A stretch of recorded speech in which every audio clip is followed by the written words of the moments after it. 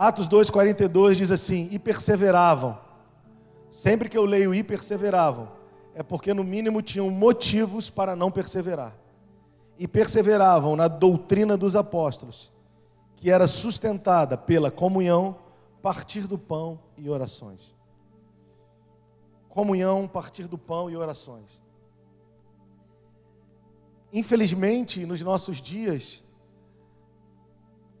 e porque o coração do homem é uma fábrica de ídolos, muitos princípios nós temos tratado como se fosse apenas uma questão social. Por exemplo, hoje se fala de mesa no meio da igreja, e eu não estou falando da igreja ou de quem fala, eu estou falando que é uma tendência crescente, de uma forma completamente distorcida.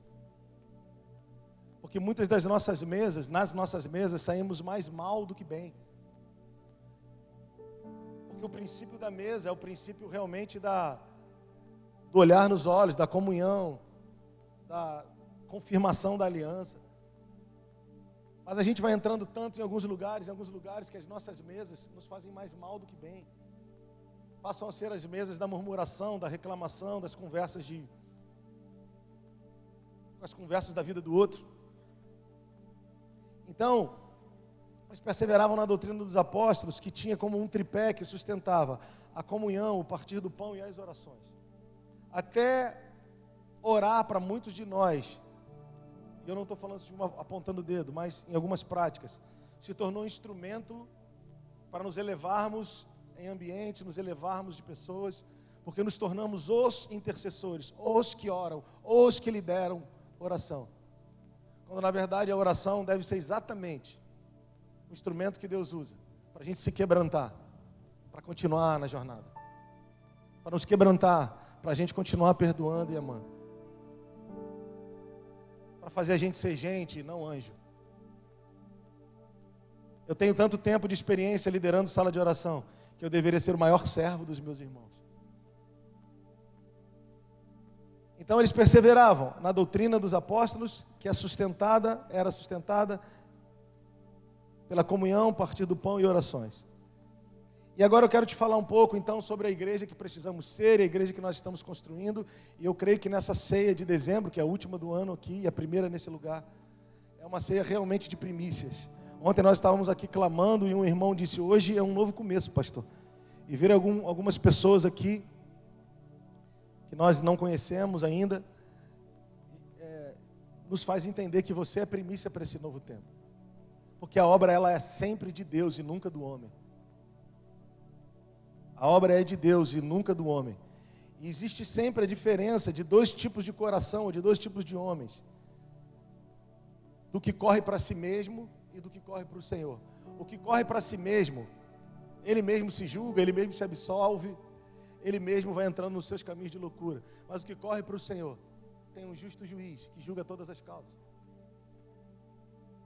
Então eu queria que você nesse dia entendesse que Deus está dizendo para nós estamos construindo uma igreja, um novo tempo para esse bairro, um novo tempo para essa cidade. Eu estou chamando você para isso, diz o Senhor. Então eu quero começar falando sobre a igreja que nós estamos construindo para os próximos 10 anos, a igreja dos nossos filhos. Primeiro aspecto dessa igreja, abre comigo aí, nós vamos ler alguns textos, mas todos aí girando no início de Atos. Atos 6:1 diz assim: ora, naquele dia, multiplicando o número de discípulos, Atos 6:1, os judeus de fala grega se queixavam dos judeus de fala hebraica, porque as suas viúvas, ou seja, as suas mães, se eram viúvas, não tinham filhos, não tinham maridos, elas estavam sendo esquecidas na distribuição diária de alimentos. Então a primeira marca, e se você quiser anotar, de uma igreja que cresce, que é a igreja que nós estamos construindo, é que nós vamos ter problemas. Irmão, não precisa levantar a mão, e eu não quero falar em que nível, mas você tem algum tipo de problema no seu casamento? Talvez você possa dizer: eu não tenho nenhum. Poxa, que maravilhoso esse. Mas eu não estou falando de nível de problema, mas cada um de nós sabemos questões no nosso casamento. E na tua família? Estou falando de questões, eu não estou falando de problemas, estou falando de questões até pontuais, questões que acontecem e depois são resolvidas, na boa. E na família, e nas relações. Então a igreja é assim, diz o texto, que a guerra aqui era que os filhos das viúvas de fala grega estavam reclamando que quem estava recebendo a cesta básica, quem tinha a comida, era só os dos judeus. Resumo, era um problema por causa de comida, gente. Mas não é a igreja primitiva que muitos de nós pregamos e um dia falamos, nós precisamos voltar para esse lugar, então vamos voltar, vai ter problema. Aleluia, não, irmão? Vamos voltar, vai ter problema. Então essa é a primeira marca. Pastor, você está profetizando o problema? Não, eu só estou falando que onde nós estamos é assim. Tem questões que podem se tornar problemas, mas elas podem virar um problema de fato se eu for problemático quando elas acontecerem. Mas se eu entender o coração da igreja que o Senhor está construindo, e nós vamos continuar falando. Então, número 1, nós vamos ter algumas questões que podem virar problemas. Eu só não posso ser problemático para que esses problemas sejam coisas indissolúveis. Segundo, Atos 6, versículo 2 e 3 diz assim: foi nesse contexto, então, que os 12 convocaram a comunidade dos discípulos e disseram: não é razoável que nós abandonemos a palavra de Deus para servir às mesas, mas, irmãos, escolhei dentre vós 7 homens de boa reputação, cheios do Espírito, de sabedoria, os quais encarregaremos deste serviço. E quanto a nós, os apóstolos disseram: nós encarregaremos ou nos consagraremos à oração e ao ministério da palavra. Então, ao mesmo tempo que a igreja cresce, tendencialmente questões que podem virar problemas esses que precisam ser resolvidos, surgem. A segunda marca dessa igreja é que nesse contexto também, homens chamados são pensados, homens chamados são convocados, mulheres chamadas são convocadas. O contexto aqui era esse, que havia esse burburinho, essa problemática surgindo, mas nesse contexto abriu-se um portal para que os apóstolos dissessem: mas existem homens no meio do povo que podem cuidar do povo, esses são os pastores. Deus levanta pastores em ambientes para serem apacentadores do seu povo, não inflamadores do seu povo. Então, se você tem uma palavra sobre a sua vida, se você tem uma palavra sobre a sua casa, é nesse contexto que Deus vai levantando os chamados. É lógico que hoje, meio que coordenando, liderando os nossos trabalhos, eu me vejo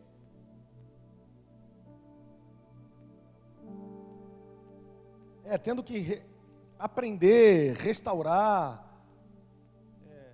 enfim, muitos princípios, muitas questões, é óbvio.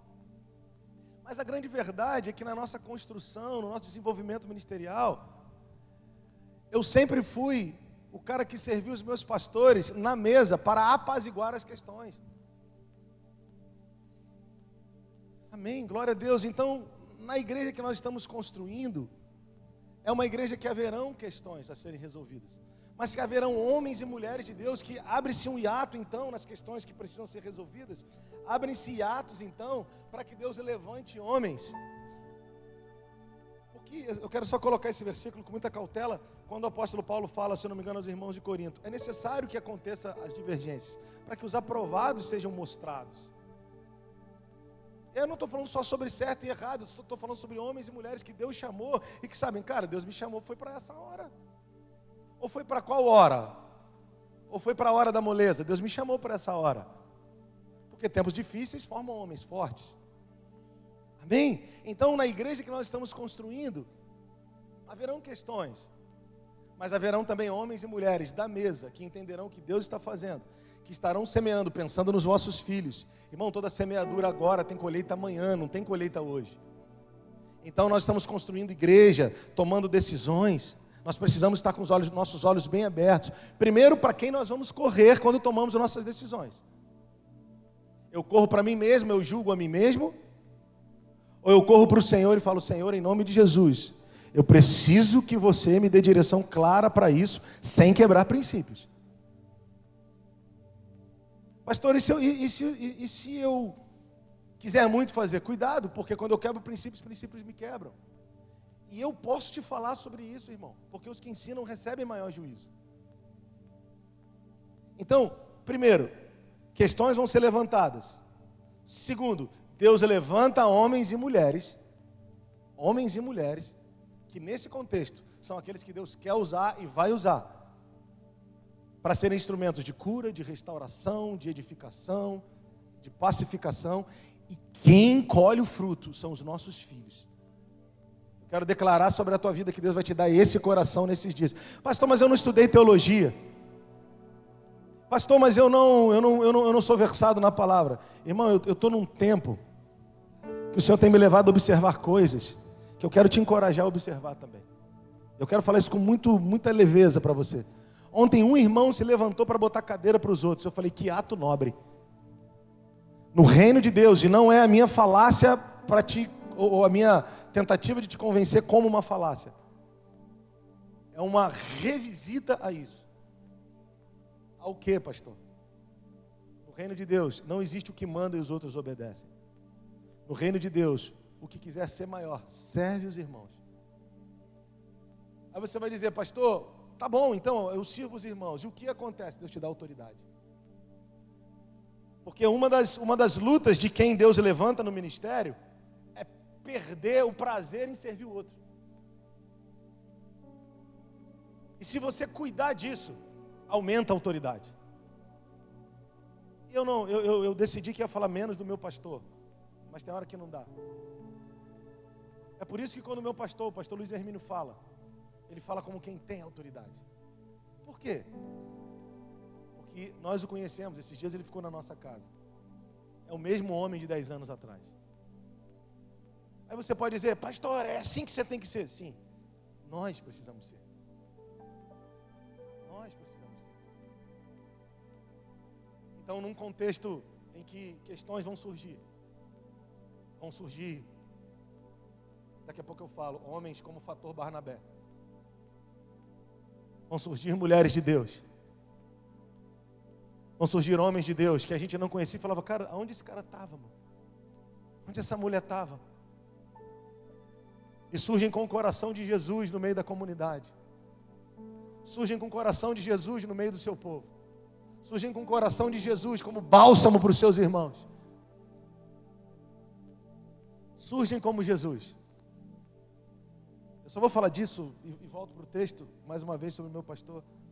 Teve um fato, um caso, uma pessoa, que quando ele abraçou, muitos falaram, cara, ele está louco de fazer isso. E ele contou uma história, uma vez, de um amigo que voltou para a droga várias vezes, e alguma coisa assim, ele tentou ajudar, mas meio que no outro dia que voltou, o amigo tinha falecido, e aquele dia ele meio que fez um voto com Deus, dizendo, Deus, eu nunca vou deixar para amanhã, é meu amigo, ele precisa. E aí nesse caso que ele abraçou um cara, e de alguma forma muitos discordaram, e esse cara está curado, restaurado, e uma vez ele disse, Rodrigo, não tem jeito, a misericórdia sempre vai triunfar sobre o juízo. Rodrigo, é só o diapasão, ou o parâmetro o cara está correndo para ele, ou está correndo para o arrependimento. Se o cara está correndo para o arrependimento, ele está em Cristo, cara. Quem vai tentar acusação contra os escolhidos do Senhor? E como eu sei que o cara está correndo para o arrependimento, o fruto, o que se sucede no próximo dia, o que sai da boca dele no próximo dia, o que sai da vida dele no próximo dia, e na outra semana, e na outra semana, e na outra semana, porque frutos eles vão ser visíveis, não tem como esconder. Esse cara está restaurado, pregando de novo, e eu, mais uma vez, tive que dar a mão à palmatória, porque eu não conhecia e ainda não conheço a graça como meu pastor conhece. Ele é um homem que por muitos, ou pela boca de muitos isso é dito, ele é um homem que conhece a graça como poucos. Quem está comigo nessa manhã? Então vamos avançar. Tendencialmente a igreja que cresce, questões e problemas também crescem, ou nascem e até crescem, podem crescer, mas no meio disso, homens chamados são convocados. Homens chamados são convocados. Aí você olha para o lado e fala, tá chamando eis-me aqui. E você vai conhecer um cara que está dentro de você que você não conhece. Você vai conhecer uma mulher que está dentro de você que você não conhece. Você vai conhecer dons e habilidades que estão dentro de você que você não conhece. Você vai ser liberto de palavras que você recebeu na sua vida, de que você era burro, inconstante, fraco. E você vai falar, cara, mas... Porque a igreja é esse lugar, sabe, cara? A igreja é esse lugar de encontro com alguém que a gente não conhecia dentro de nós. Às vezes você vai para uma entrevista de emprego, não passa. Às vezes você é mandado embora. Às vezes você comete um erro grave no ministério, na vida, no trabalho. Você se culpa, você se julga. Mas quando você se encontra com a igreja que está se nutrindo no coração verdadeiro, no ambiente da igreja, você começa a ver Deus transformar a sua vida. Você começa a ver Deus te conectar com pessoas. Você começa a ver Deus te usar para curar pessoas. Casamentos que são... as pessoas se conhecem dentro da igreja, casa, a vida muda, o destino muda. Aí você fala, cara, a vida de Deus realmente está na igreja. Igreja é essa que eu devo construir junto. Igreja é essa que eu devo zelar pela saúde física dela. Eu vou falando aqui, vou me lembrando também daquela palavra que o Judson deu uma vez. Eu quero falar isso também rápido, para a gente falar mais do que a gente gostaria de falar nessa manhã. Ele fala do José de Arimateia, né? Aquele cara que pegou o corpo morto de Jesus. E embalsamou o corpo e envolveu nos lençóis para cuidar para o sepultamento. E é só uma metáfora profética, eu acho que posso dizer assim, do pastor Judson Oliveira.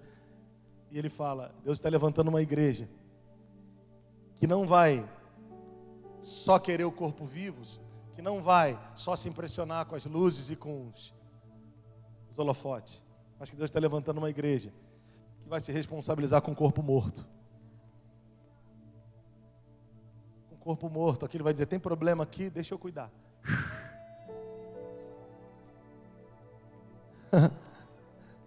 Tem mulheres sofrendo com síndrome do pânico. Eu vou estudar e vou ajudar essas mulheres.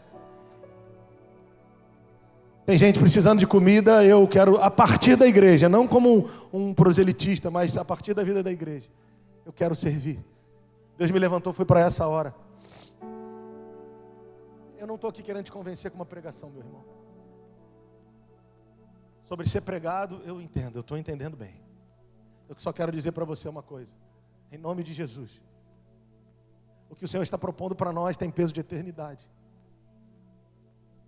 E eu quero te encorajar nesses dias. Eu quero te encorajar nesses dias a pegar isso no teu espírito. Porque a nossa mente está com projetos transitórios. A nossa mente está com expectativas no que é nulo. A nossa mente está se perdendo no arrasta para cima. A gente arrasta tanto para cima que a gente, sem o celular, o nosso pensamento está arrastando para cima. Estou mentindo, irmão? Eu estou mentindo? Nós estamos sofrendo da síndrome do pensamento acelerado. Todo mundo sabe de alguma coisa que acontece agora muito rápido. Mas o Senhor está dizendo para nós, volta os teus olhos para aquilo que é eterno. Volta o teu coração para aquilo que é princípio e deixa que eu cuido de cada um. Faz a tua parte. Do pastor eu cuido. Da ovelha eu cuido. Do fulano de tal eu também cuido. E você? O que você vai fazer com o teu futuro, com a tua casa? Vocês estão entendendo isso nessa manhã? Como estão entendendo isso nessa manhã? Eu sinto que a gente pode adorar um pouco. Se você pode, levante as suas mãos e diga, Senhor, eu vim aqui nessa manhã para te ouvir. Fala comigo, Jesus. Fala comigo, Jesus. Fala comigo, Jesus. Me leva para casa sedento pela tua presença de novo, Jesus. Sedento pelos teus tabernáculos mais uma vez. Sedento pela tua voz que me constrange, Jesus. Que me faz retomar o caminho, Senhor. Toca-me. Desinflama os meus ouvidos. Desinflama o meu coração, Jesus.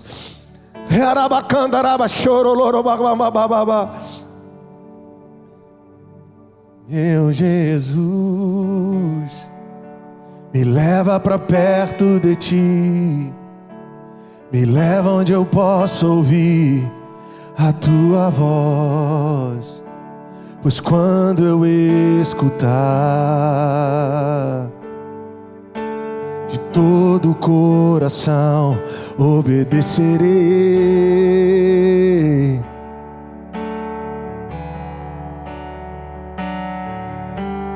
Cura o meu coração, faz de mim tua vontade, pois só na tua vontade eu posso me completar.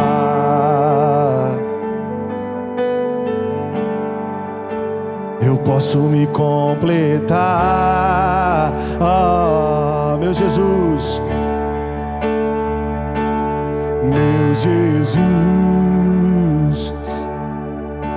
me leva pra perto de ti, me leva onde eu posso ouvir a tua voz, pois quando eu escutar,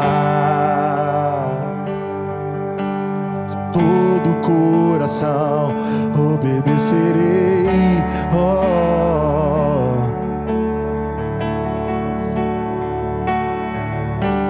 Cura o meu coração, faz de mim tua vontade, pois só na tua vontade eu posso me completar.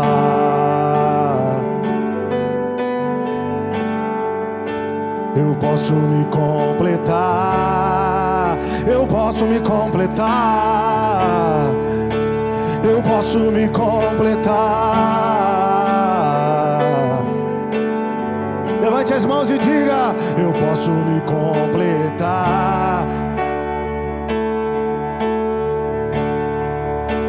Me leva onde eu posso ouvir tua voz. Eu quero ir onde eu posso ouvir tua voz, oh meu Jesus. Leva onde eu posso ouvir tua voz, aos seus pés. Leva-me onde eu posso ouvir, leva onde eu posso ouvir tua voz. Se você lembra, canta. Leva onde eu posso ouvir tua voz, oh, leva-me. Leva onde eu posso ouvir tua voz, seus pés. Aleluia, aleluia. É nesse contexto onde problemas surgem que os chamados são convocados para servir a mesa. E você, nesses dias, você quer dizer: Deus, eu quero servir a mesa, porque existe um fogo no meu coração, existe uma chama no meu coração. Terceira coisa, eu quero passar por isso de forma leve, mas eu preciso falar. Precisaremos em todos os níveis vigiar muito, principalmente com o nosso coração, depois palavras e tomadas de decisões. Então vamos ler Atos 5, 3 e 4. É rápido e objetivo para a gente caminhar. Ananias, por que encheu Satanás o teu coração para que mentisse ao Espírito Santo e retivesse parte do preço da herdade? Guardando-a, não ficava para ti, e vendida, não estava em teu poder? Por que formaste este desígnio em teu coração? Não mentiste aos homens, mas a Deus. Você já conhece a história. Ananias e Safira eram marido e mulher, e eles decidiram no coração mentir ao Espírito Santo acerca de uma propriedade que eles venderam e decidiram entregar uma parte. Presta atenção, eu não quero falar aqui de dinheiro, por favor. O que eu quero pontuar aqui também, embora eu vou passar por isso, nem é o fato deles terem sido fulminados no tempo da graça. Não é nem isso. Eu quero mencionar aqui a oportunidade que Deus deu antes de tal fato acontecer. Principalmente, primeiro com ele e depois com ela. O contexto nós sabemos é esse. E Ananias vem primeiro num ambiente onde tinha um Barnabé, que eu já vou falar, que decidiu entregar tudo e aumentar o nível. Isso eu não estou falando para você não, por favor, irmão, em nome de Jesus. Eu já falava isso antes, agora muito mais. Eu não estou aqui como alguém que está dando palavras unilaterais, não. Oh, recebe aí, porque eu já... Não. É bilateral e é mais até para mim do que para você. Pelo menos eu pego, né? Você pega para você, eu pego para mim. Então, nesse contexto aqui, olha como o texto ele é forte. Pedro disse para Ananias: por que encheu Satanás o teu coração? Isso quer dizer que o coração dele ainda não estava cheio. Eu sempre associa esse texto a Lucas 22:3. Não precisa abrir quando diz assim a Escritura. Ora, Satanás entrou em Judas, que tinha como sobrenome, ou por sobrenome Iscariotes, o qual era um dos 12. O cara era um dos 12. Judas significa o elogiável, um dos significados do nome. E a Escritura diz que Satanás entrou em Judas. Mas vamos voltar, só porque eu associo os dois textos. Olha aí o que diz o versículo 3. Ananias, por que encheu Satanás o teu coração? Se encheu é porque não estava cheio. Isso deve ser uma observação que eu e você temos que... Algo que nós precisamos observar todos os dias. Por que encheu Satanás o teu coração? Para que mentisse ao Espírito Santo. Ninguém começa mentindo deslavadamente. A gente vai aceitando um viver que não é 100% verdadeiro, até que a gente se acha no lugar de engano. Porque mentiu e retiveste parte do preço. Se você tivesse só guardado, ficava para você, e vendido, era teu. Olha aí, ele continua, porque formaste este desígnio. Satanás encheu e foi se formando uma intenção no seu coração. Você não mentiu a homens, mas a Deus. Quem está comigo? Então, no contexto onde as questões surgem, possivelmente problemas crescem, nascem e crescem. Nesse contexto, onde chamados são convocados, nós vamos precisar muito em todos os níveis. Vigiar muito, principalmente com o nosso coração, palavras e tomadas de decisões. O contexto aqui e eu quero falar de graça nesse contexto, que depois quando volta a Safira, Pedro pergunta, vendeu por quanto mesmo? Era a chance. Essa parte da conversa agora eu associo a Caim. Se você tivesse procedido bem, você seria aceito bem como a sua oferta. Então olha aqui, irmão, em nome de Jesus, pensa na graça agora. Não pensa na acusação nem na condenação. Pensa na graça. O que o Senhor está propondo para nós, mesmo em ambientes que parecem ser de juízo, e embora possa ter a sua carga de juízo, é a graça dele nos chamando para ajustarmos os nossos caminhos.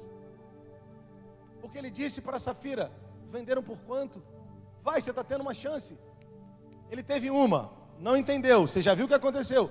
Vai, você está tendo uma também, você está tendo a segunda. Já teve a primeira nele, se ele tivesse feito, tinha te livrado, mas ele não fez, não te livrou. Mas vai, você está tendo a segunda, foi por quanto? Ah, Safira, não! Está aí a porta, os meninos vão te levar, os jovens vão ter que te levar. Não, Safira! Era a chance de você fazer o que é correto, minha filha. É a chance de você andar na graça. É a chance de você entender que em ambientes que Deus está operando, Ele sempre vai estender o tapete da graça para aqueles que são seus filhos, para andarem em obediência.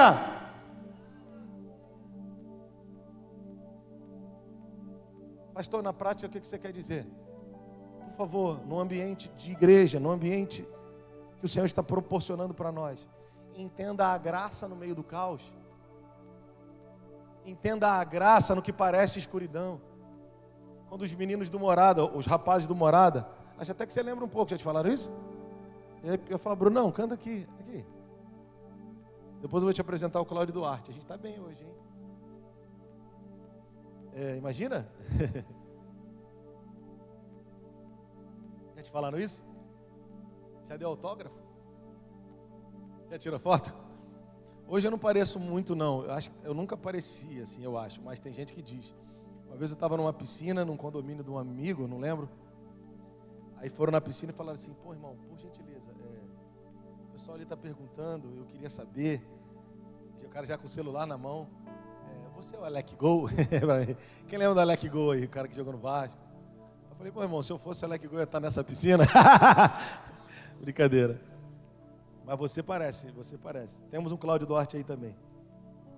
Eu acho que para a gente ganhar Ibope, né, irmão? A gente pode fazer um louvor um dia contigo.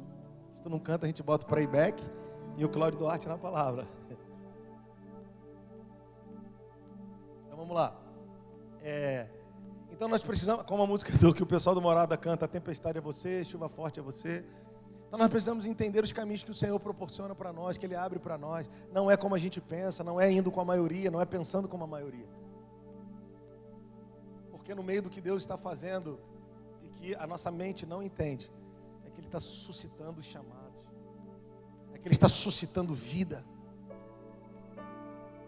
Ele está fazendo algo novo de novo. Aleluia! Então vamos avançando. Então precisamos entender a graça. E ela não entendeu. Então esses são dias de vigiarmos muito mais com o nosso próprio coração. O nosso coração não é fácil não. Amém? Quarta marca. São só 26 marcas. Estou brincando. Acho que são só mais duas. Essa e mais uma. Atos 4, 36 e 37. Vamos ler rapidamente. Então José, cognominado ou apelidado pelos apóstolos de Barnabé. O nome dele era José, mas os apóstolos deram para ele o belo apelido de Barnabé, que traduzido significa filho da consolação, ou da exortação. Ele era um levita natural de Chipre, e possuindo uma herdade, vendeu-a, e trouxe o preço e o depositou aos pés dos apóstolos. Preste atenção, a igreja que estamos nos tornando, ela cresce, tendencialmente problemas surgem, questões surgem, podem virar problemas. Mas nesse contexto, Deus chama e levanta os chamados para cuidar da mesa, para cuidar das questões, e Deus vai, homens servos, que Deus vai enchendo de graça, de autoridade, enquanto servem com o coração puro. Nesse contexto, nós vamos precisar cuidar da nossa língua, corpo, coração, palavras e tomada de decisões. A outra marca dessa igreja é que entre os chamados, Deus está levantando Barnabés. Então Deus levanta os chamados para cuidar da mesa, mas dentre esses, Deus vai suscitando Barnabés. Quem são os Barnabés? São os filhos da consolação, filhos da exortação. Vamos ver duas marcas desse irmão e nós vamos avançar e terminar. Olha aqui, filho da consolação, levita natural de Chipre. Possuindo uma propriedade, vendeu e trouxe o preço e depositou aos pés dos apóstolos. Se você puder, e a gente já está quase no final, vai comigo rapidamente em Deuteronômio 18. A gente já vai voltar para Atos 4.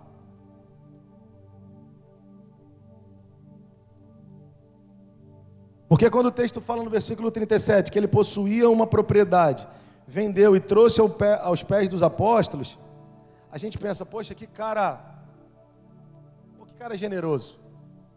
Poxa, que cara poderoso. Eu quero ser igual a esse cara.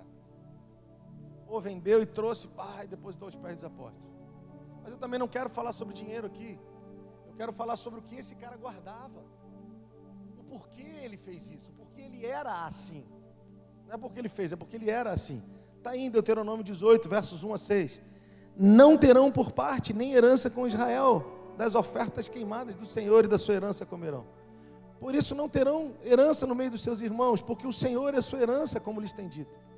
Este, pois, será o direito dos sacerdotes ao receber do povo, dos que oferecerem, tarará. Eu que vou dar as primícias do grão, do mosto, do azeite, tarará.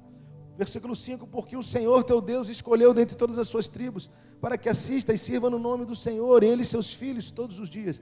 Vou repetir, porque o Senhor teu Deus o escolheu de todas as suas tribos, para que assista e sirva no nome do Senhor, e ele e os seus filhos, todos os dias.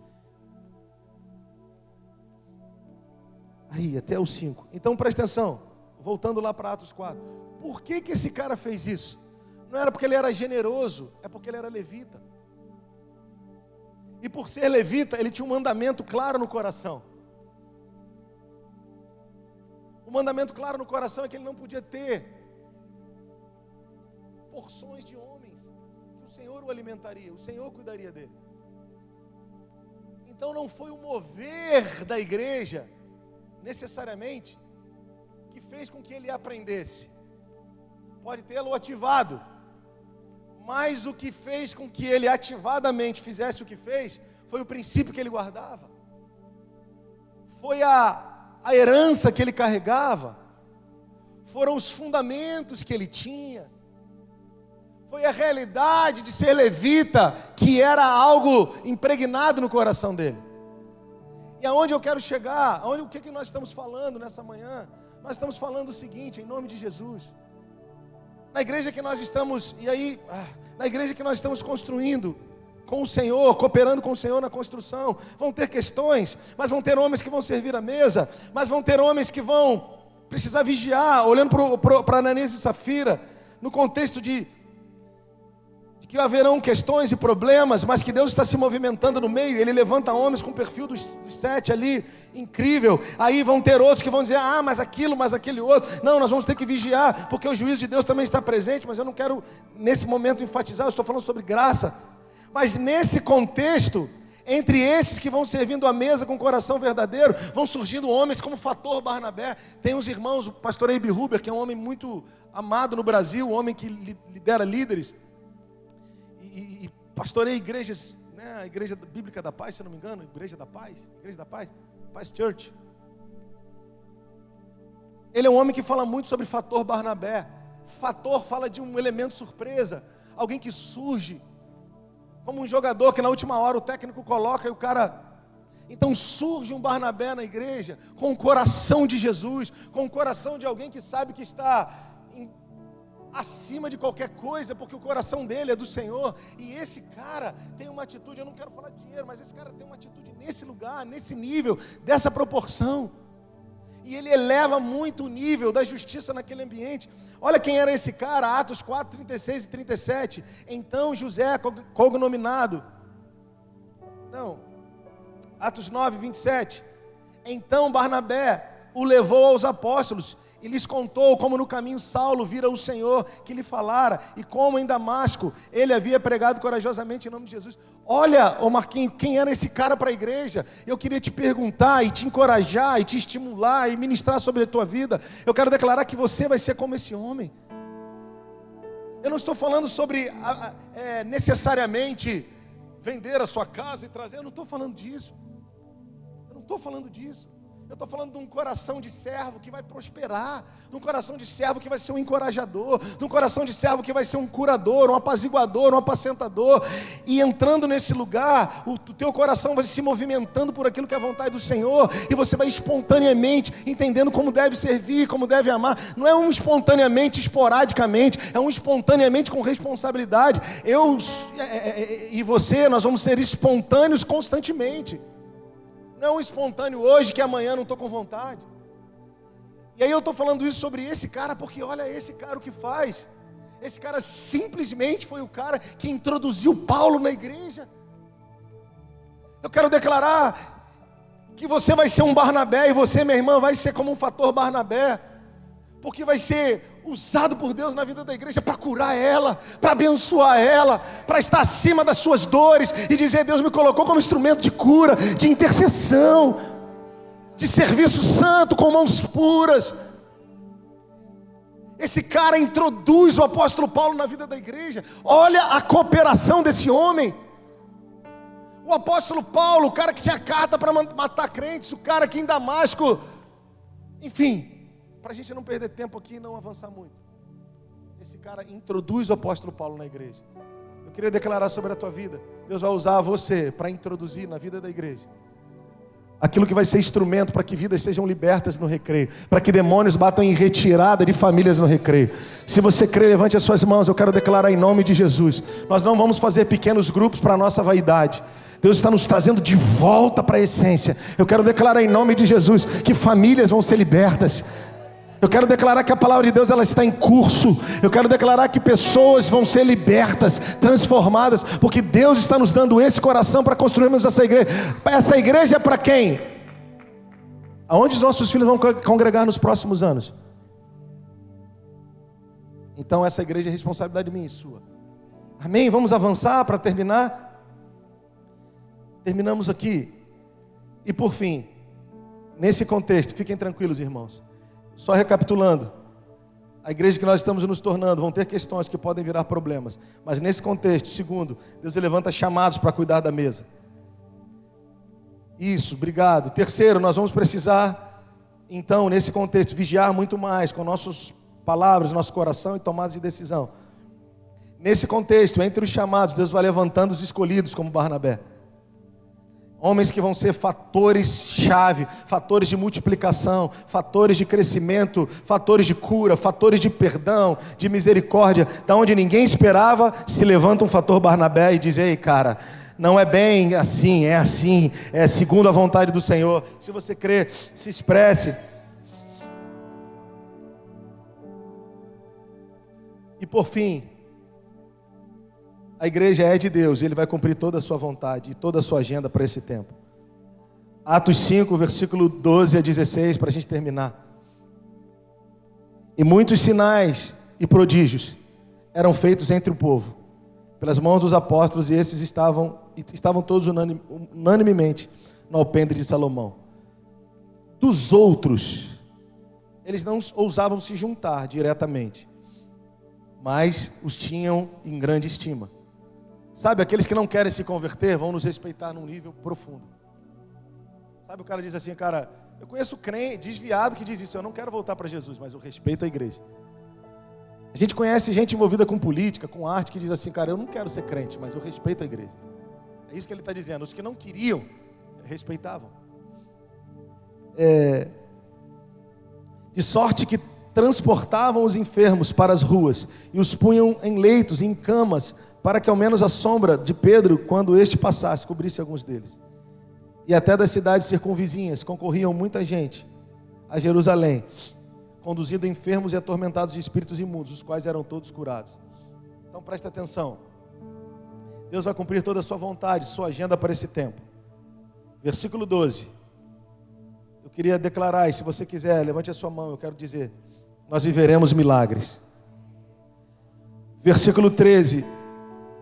Ninguém ousava se juntar a eles, mas o povo tinha em grande estima. Eu quero declarar que os de fora serão atraídos pelo nosso modo de vida.